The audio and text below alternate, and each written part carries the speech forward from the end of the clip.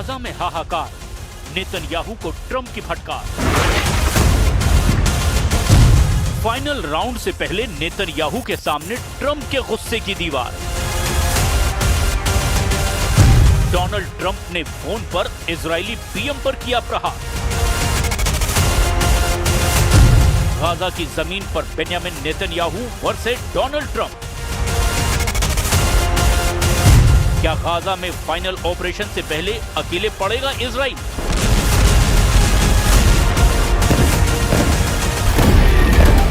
Gaza की जमीन पर कोहराम पार्ट 2 शुरू होने को है।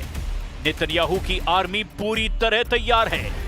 बाकायदा तबाही का पूरा नक्शा तैयार किया जा चुका है।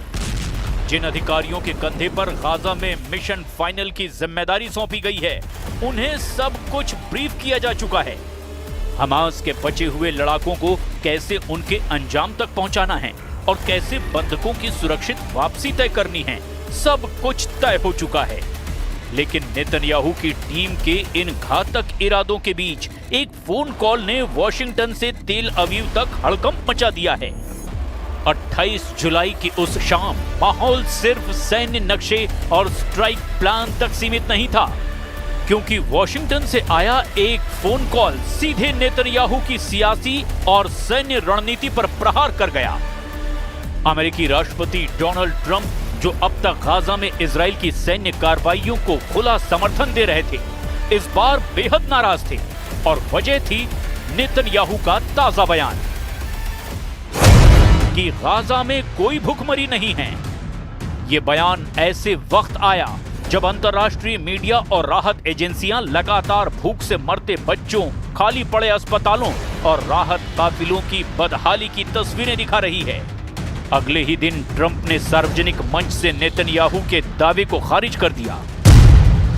उन्होंने कहा, गाजा में असली भूखमरी है, इसे आप फर्जी साबित नहीं कर सकते। और इसी के बाद नेतन्याहू ने तत्काल एक कॉल की मांग की।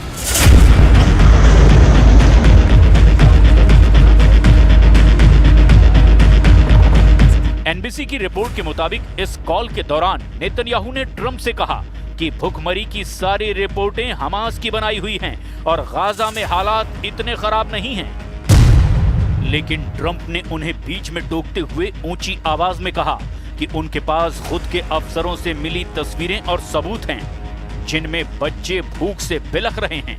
ट्रंप ने साफ कह दिया, मैं इसे नकली मानने को तैयार नहीं हूं। रिपोर्ट के मुताबिक ये बातचीत एक तरफा थी, जहां ट्रंप ज्यादा बोल रहे थे और नेतन्याहू को सफाई देने का कोई मौका तक नहीं मिला। इस कॉल ने साफ कर दिया कि गाजा सिटी पर होने वाला फाइनल ऑपरेशन अब सिर्फ सैन्य चुनौती नहीं, बल्कि वॉशिंगटन की मंजूरी और राजनीतिक रिश्तों की कसौटी भी है। वो भी उस वक्त जब इजराइल की तरफ से बाजार पर 100% कब्जे का प्लान तैयार किया गया है। वॉर कैबिनेट पूरे प्लान ऑफ एक्शन के लिए तैयार है। यह ऑपरेशन सीमित दायरे का बताया जा रहा है, लेकिन इसके पीछे नेतन्याहू का असली इरादा पूरे गाजा स्ट्रिप को अपने सैन्य कब्जे में लेने का है। कैबिनेट के आधिकारिक बयान में शब्द कब्जा जैसे शब्दों से बचा गया और टेक ओवर लिखा गया, क्योंकि कब्जा मानने पर अंतर्राष्ट्रीय कानून के तहत नागरिक मामलों की जिम्मेदारी भी इजराइल पर आ जाएगी। लेकिन इस शब्द जाल के पीछे असल तस्वीर है पूरी तरह से सैन्य शासन। नेतन्याहू का प्लान तय करता है कि गाजा सिटी के 8 लाख नागरिकों को 7 अक्टूबर 2025 तक खाली कराया जाएगा। ये वही तारीख है जब हमास के 7 अक्टूबर 2023 के हमले की दूसरी बरसी होगी। यानी 2 महीने का ये विंडो पीरियड खत्म होते ही आईडीएफ गाजा सिटी में जमीनी घेराबंदी शुरू करेगा और वहां बचे हुए हमास लड़ाकों को खत्म करने का दावा करेगा। इस ऑपरेशन के बाद इजराइल बाकी 25% गाजा में भी आगे बढ़ने के प्लान पर काम करेगा। वहां जहां आज भी करीब 20 लाख लोग मौजूद हैं और जिन्हें आईडीएफ अब तक टालता आया है, क्योंकि यहीं बंधकों के छिपे होने की आशंका सबसे ज्यादा है। गाजा सिटी पर कब्जे के साथ ही मंत्रियों ने युद्ध खत्म करने के लिए 5 शर्तों की लिस्ट तैयार की है। हथियार डालना, सभी बंधकों की वापसी, गाजा का निरस्त्रीकरण, इजरायली सुरक्षा नियंत्रण और ऐसा वैकल्पिक नागरिक शासन जो ना हमास हो ना फिलिस्तीनी अथॉरिटी। लेकिन यहां सबसे बड़ा पेच है, नेतन्याहू ने फिलिस्तीन अथॉरिटी की भूमिका पूरी तरह खारिज कर दी है, जबकि अरब देश खुले तौर पर कह चुके हैं कि अगर रामल्ला शामिल नहीं होगा तो वे गाजा के पुनर्निर्माण में हाथ नहीं लगाएंगे। नेतन्याहू दावा करते हैं कि ऑपरेशन के बाद वे गाजा का नियंत्रण अरब फोर्सेस को सौंप देंगे, लेकिन अब तक उन्होंने ये नहीं बताया कि वे फोर्सेस कौन होंगी और क्या उनकी जमीनी मौजूदगी टिक भी पाएगी या नहीं। ये पूरा प्लान अब न सिर्फ हमास से लड़ाई है, बल्कि टिक टिक करता हुआ टाइम बम है, जो सैन्य, राजनीतिक और मानवीय तीनों मोर्चों पर एक साथ फट सकता है।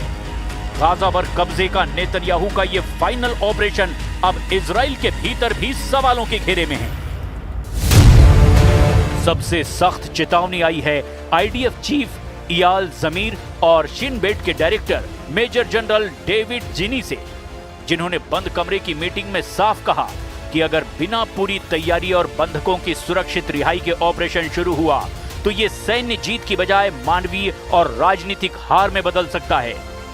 इजरायली इंटेलिजेंस का ताजा आकलन बताता है कि हमास के पास अभी भी 9 से 10 हजार एक्टिव लड़ाके बचे हैं, जो गाजा सिटी के सुरंग नेटवर्क में फैले हुए हैं। लेकिन नेतन्याहू पर गठबंधन के कट्टरपंथी मंत्रियों का दबाव है, जो कहते हैं कि गाजा को स्थायी रूप से कब्जे में लेकर वहां यहूदी बस्तियां बसाई जाए।